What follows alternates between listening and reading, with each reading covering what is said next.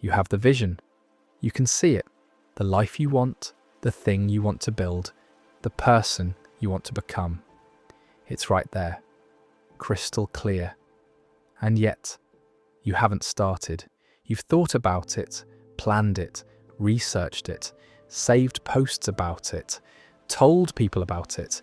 You've done everything except the one thing that matters, actually beginning. And the worst part, you know this about yourself.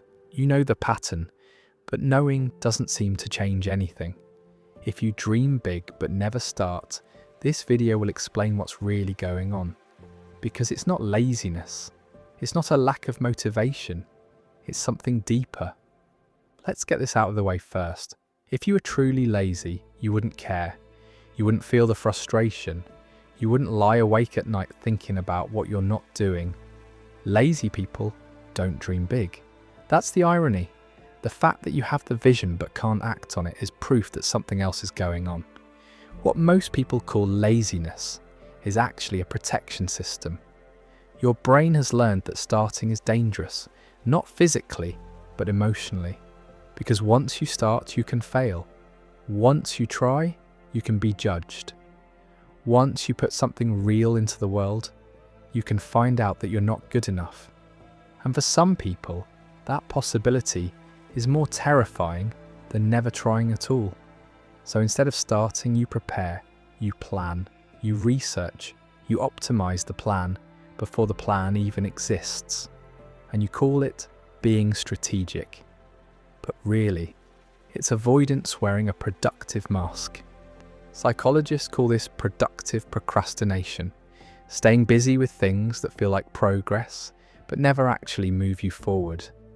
It's the illusion of momentum without any real motion. If starting isn't the problem, what is? Usually, it's one of three fears running in the background. The first is fear of failure. Not surface-level failure, not, oh no, it didn't work. Deep failure. The kind that confirms your worst suspicion about yourself, that you're not capable, that you are never going to make it, that the dream was always too big for someone like you. When your identity is tied to the dream, failure doesn't just mean the project failed, it means you failed, and that's a weight most people will do anything to avoid, including never starting. The second is fear of success. This one sounds irrational, but it's more common than you think. Success means visibility. It means expectations. It means people watching, judging, depending on you. For someone who already feels like they're performing their way through life, success just means a bigger stage with a bigger audience. The third is fear of exposure. Starting something real means being seen. And being seen means risking that people find out you're not as smart, talented, or together as they think you are. Psychologists call this imposter syndrome, and it doesn't stop people from dreaming. It stops them from doing. Here's something most people don't realize. The dream itself can become the identity. And that's exactly when it becomes impossible to start. As long as the dream stays in your head, it's perfect. It's pure potential.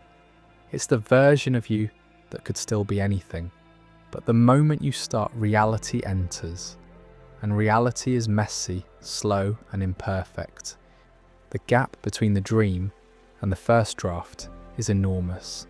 And for people who have tied their worth to the vision, that gap doesn't feel like a normal part of the process. It feels like proof that they're not ready. So they wait. They wait until they feel ready. Until the timing is right. Until they have more knowledge, more resources, more confidence. But ready never comes, because readiness isn't a feeling. It's a decision. There's also something comforting about potential. When you haven't started, you can still be anything. You can still tell yourself, I could do that if I wanted to. Starting kills that fantasy. And for some people, the fantasy is the only thing holding their self-image together. If this is hitting close to home, subscribe. Every video on this channel is about understanding patterns like this one, the ones that run in the background, and shape everything you do without you realizing it. Not starting has a cost that most people don't see until years later. Every time you don't start, you send yourself a message, "I don't trust myself to follow through." And over time, that message becomes a belief. You stop seeing yourself as someone who does things. You become someone who thinks about doing things. Your confidence erodes, not because you failed, but because you never gave yourself the chance to succeed. The unlived version of your life starts to haunt you, not as regret for what went wrong, but as grief for what never happened. And perhaps the cruelest part, the longer you wait, the harder it gets. Because now you're not just starting, you're starting late. And starting late adds another layer of shame on top of the fear that was already there. So how do you break through this? First, separate your identity from the outcome. You are not your dream. Your worth does not depend on whether this works. You are a person experimenting with an idea. That's it. The moment you detach your value from the result, starting becomes less terrifying. Second, make the first step embarrassingly small. Not launch the business, not write the book. Write one paragraph, send one email, open the document. Your brain resists big leaps. It doesn't resist tiny ones. Once you're in motion, momentum does the rest. Third, give yourself permission to be bad at it. The first version of anything is supposed to be terrible. That's not failure.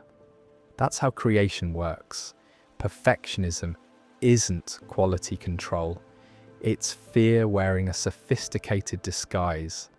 Fourth, stop waiting to feel ready.